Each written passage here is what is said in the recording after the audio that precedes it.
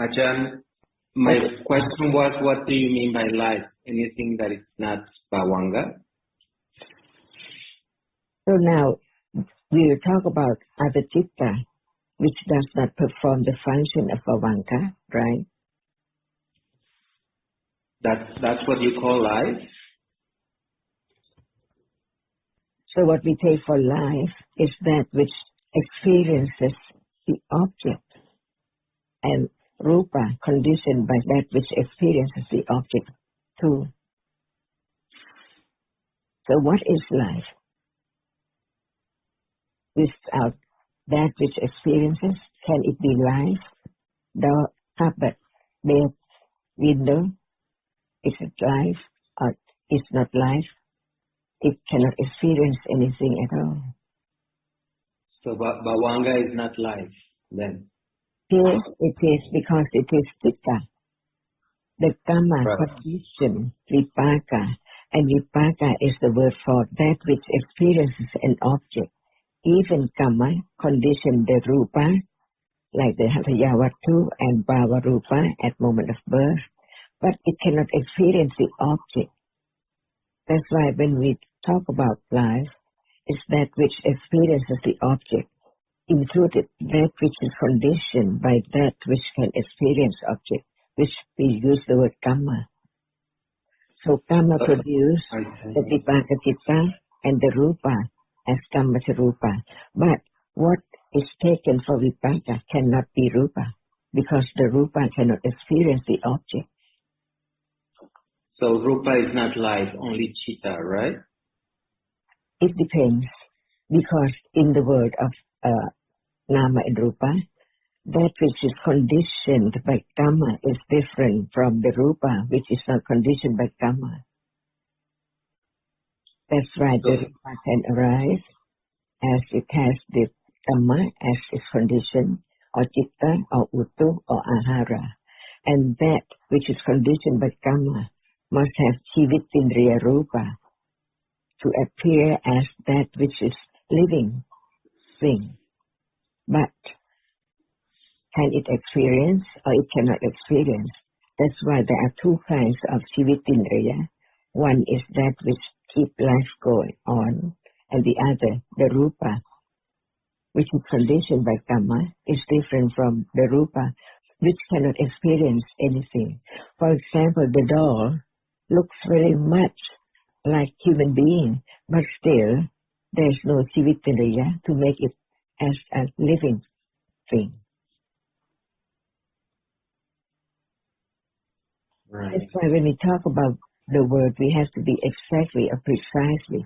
For example, when we use the word vipaka, it is the result of karma, and karma is that which experiences the object, citta and cetasika and citta and so on.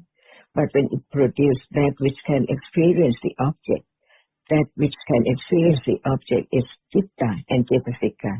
That's why there are vipaka citta and vipaka cetasika.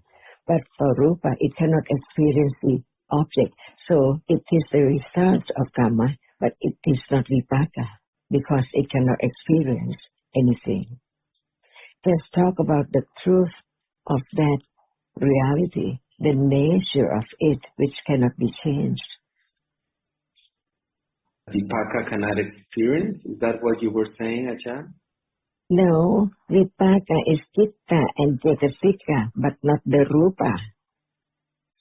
The rupa, no matter what rupa it is, it cannot experience an object at all.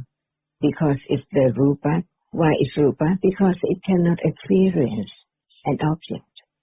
And the nama, there are two kinds. The citta, the chief of experiencing the characteristic of the object, clear. And the cetasika arises with citta. Cetasika also experience the object, but not as citta, because citta is the chief of experiences, the characteristic of the object clearly. And the other reality, the cetasika, which also arises with citta, experiences the object, but since citta experiences the characteristic of the object clearly, the other reality, the Cetasika, like or dislike that, depending on its nature and its function. For example, that which clings, that which likes, is different from that which does not like. See? That's why only Citta and Cetasika can experience the object. The Rupa, no matter if it is Hathiya Rupa or whatever, it cannot experience the object at all. The eye itself, the eye base, cannot experience, it cannot see. That which sees is the Citta, the chief of experiencing, and the Cetasikas experience the same object, but it cannot perform the function of Citta. That's why, without understanding the truth of Citta and Cetasika, they are together, unknown. It's not clear. But when it is Ittanupassana Satipatthana, it's not the awareness of any Cetasika at all, just that which is now the chief of experience, the object right now.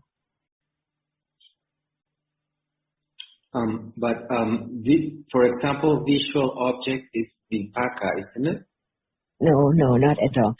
Rupa cannot be vipaka, because vipaka means the Citta and Cetasika, which is conditioned by Dhamma, to arise and experience a certain object, pleasant or unpleasant, by Dhamma, which conditioned the vipaka to be kusala vipaka, the result of kusala, of kusala vipaka. But the Rupa cannot not experience any object at all. So in the case of visual object, is the experience of the visual object what is vipaka, right? The Citta, the Citta that knows visual object, that's what is vipaka, right? We have to know that the Citta which experience the object before seeing cannot see. So it cannot be vipaka.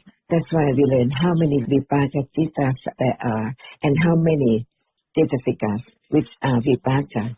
Otherwise we mix them all. The Citta which is kusala cannot be vipaka. The kusala Cetasika cannot be vipaka. Only the vipaka Citta or the vipaka Cetasika conditioned by agama experience the object, whether it is pleasant or unpleasant, conditioned by karma. When it is kusala karma, whenever there is the present object, the karma conditions the vipaka to experience that as its result. So, can any rupa be vipaka? Only the rupas which are conditioned by karma, am I right? No, never.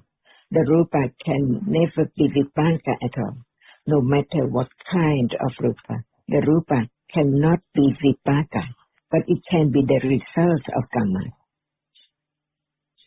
Why it cannot be vipaka? Because it cannot experience anything. It cannot feel. It cannot be sanya. But it can be the result of agama. That's why when karma produces results, it produces Citta and Cetasika, which are vipaka, and the rupa, which is karma rupa only. But even it is karma, it cannot experience. That's why it keeps on.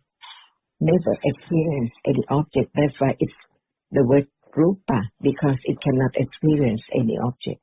And that's why it cannot be vipaka, because it cannot experience the object. So vipaka has to experience, right? Vipaka is only Citta and Cetasika. That's why there are 4 chatis of Citta and Cetasika. Kusala, akusala 1, which are the causes which condition the kusala vipaka and akusala vipaka, and kiriya citta, 4 chatis. Nothing to do with the rupa, because the rupa cannot experience any object at all, because its nature is that which arises and cannot experience anything. So when we say result of karma, it doesn't have to mean vipaka. It can mean something else, right? There are two kinds of results of karma. One is vipaka and the other is rupa. To understand clearer and clearer that when we use the word vipaka, it has to be only citta and cetasika because it can experience the object to feel badly or something like that, see, as vipaka. But the rupa cannot experience anything, but it can be the result of karma. But it cannot experience, so it cannot be vipaka. That's why there are four chati of citta and cetasika, to be kusala, to be akusala, to be vipaka, and to be kiriya. Kiriya experiences an object, but it is not kusala or akusala. That's why when we use any term, we have to understand the meaning of it precisely. It is result of karma, but it cannot experience because it is the rupa, that which cannot experience. So it cannot be vipaka. That which can be vipaka must be only citta and cetasika. The result to experience such pleasant or unpleasant objects. But the rupa cannot experience anything. But it is the result of karma. As someone can have the eye base and someone cannot. Why? What condition? There can be other conditions by way of the medical, but one condition is dhamma condition. When it's time for the eye base to arise, it cannot arise because the dhamma does not produce it. That's the condition is arising. It cannot arise. That's why there are rupa, which is conditioned by karma, the rupa, which is conditioned by uttu, the rupa, which is conditioned by ara, and the rupa, which is conditioned by citta. That which is conditioned by karma cannot be conditioned by other thing else at all. That which is conditioned by citta cannot be conditioned by anything else at all. Only one condition, samudana, for one kind of rupa. That's why have less and less attachment to the idea of self because understanding more what are they now. Right. Is lopa vipaka?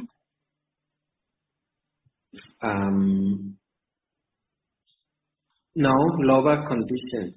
It's karma. Can lopa be vipaka? Yes, I think it can also be vipaka. Never, never. Never? Never. That's why we learn to understand, to classify cetasika and citta by way of whether it is kusala, and kusala cannot be vipaka, whether it is kusala or akusala, not vipaka, see. When it is akusala, it cannot be vipaka. When it is akusala, it cannot be vipaka, because the kusala is chati of that reality, arises to be hetu, which is akusala, or whether it is hetu but kusala. That's why kusala hetu can be vipaka, but akusala hetu cannot be vipaka. To learn more a little by little, to understand the truth of no one can do anything. That's why the kusala vipaka can arise with kusala cetasika, but the akusala cetasika cannot arise with akusala vipaka, because its nature is akusala no matter when. But for the result, the kusala wholesome karma can condition the wholesome kusala with wholesome cetasikas. Otherwise, there is no difference between kusala vipaka and akusala vipaka.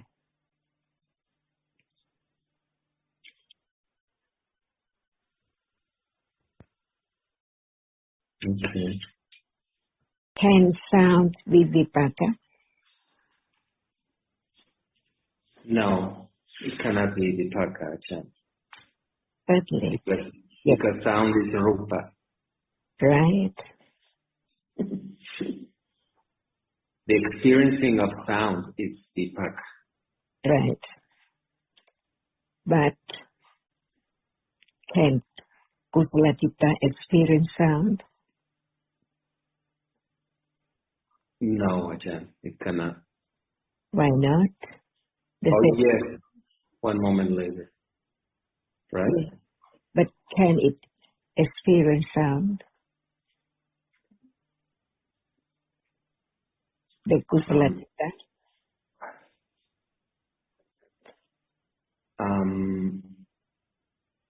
I'm not sure.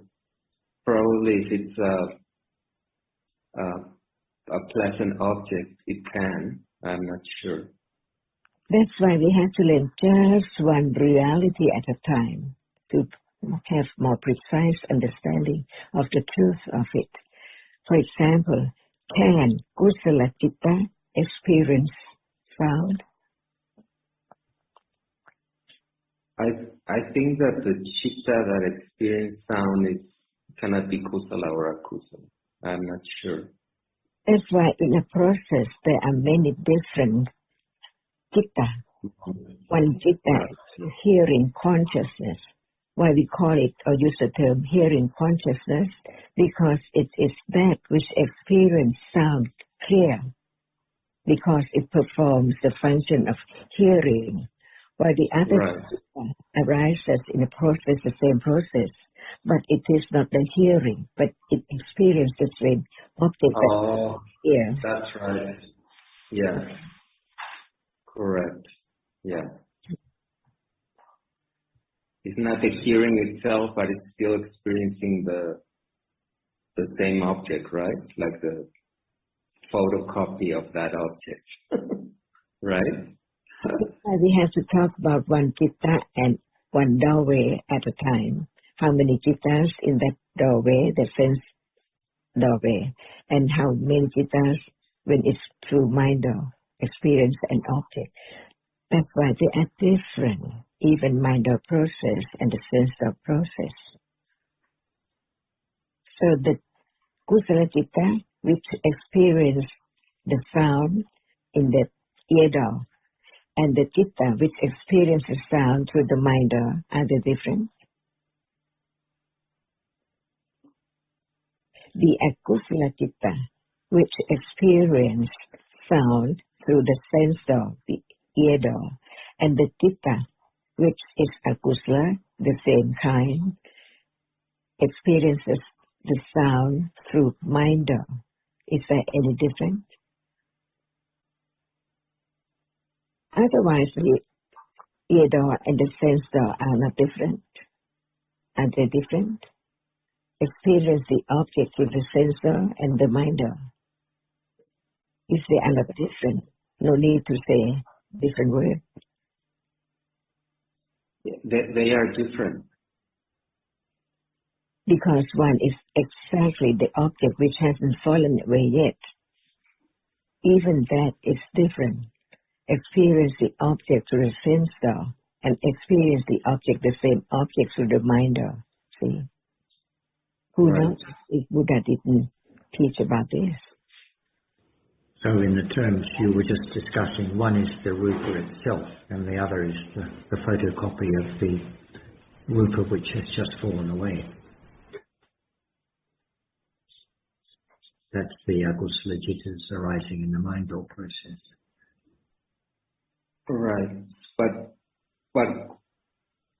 when we're talking about the sensor process, there's only one citta which experiences the sound, isn't it? The moment of hearing, that's what I mean. No, there's only one citta that hears the sound. But the other cittas in the sense door also experience the sound, but they don't hear it. That's why there are different functions of each citta. The citta which performs the function of seeing is that which performs the function of receiving as a seeing. Yeah, but how? I just wonder how can you experience the hearing object without hearing it? No, the hearing consciousness is the only one citta which performs the function of hearing. So that function is different from Sampatitthana, the next one, which follows it. The Sampatitthana does not hear, it cannot perform the function of hearing. Its function is to receive the object, experience the same object. That's why it needs vitakka cetasika to arise with it. That's why for the 10 citta, the seeing, hearing, so on, does not have vitakka at all, no need, because it's conditioned by kamma. It has to arise because the kamma conditioned it to arise by them. Exactly. But after it has fallen away, Sampatitthana experiences the same object, but it does not see. But how can it experience the same object? Because of vitakka cetasik is there, arising with Sampatitthana, so it's able to share the same object with the hearing, even if it does not hear. And this is the way Dhamma is. Nobody can change. That's why they stay in consciousness through the sense process, but there must be other citta too performing its function differently. Even it share the same object or experience the same object, but clear as hearing itself or as that which receives it and experience it because of vitakka touch on it.